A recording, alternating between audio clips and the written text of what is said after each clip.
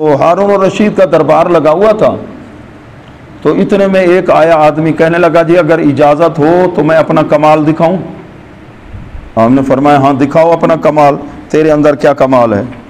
तो उसने एक सुई को ज़मीन में गाड़ा, ये बड़ी सुई नहीं होती, अच्छा, तो उसका सुराख ऊपर की तरफ था।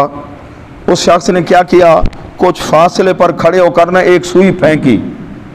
इतना उसका निशाना था कि सुई उस सुराख से गुजर गई। सुई को उसने सुई के सुराख से दूर खड़े होकर ऐसे मारा जी, निशाना पका। लोग हैरान हो गए, वर्ता हैरत में खो गए।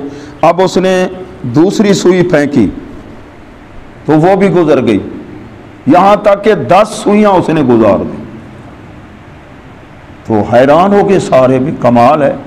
हारून रशीद ने फरमाया भाई 10 दिनार या दिरहम इसको इनाम दे दो। इनाम दे दिया गया। फरमाया अब इसको लंबा करो, 10 जूते या 10 डंडे भी लगा दिए, इनाम भी दे दिया और पिटाई भी कर दी। लोग हैरान हो गए, बादशाह सलामत आपने इसको इनाम भी दिया है और फिर डंडे भी लगा दिए।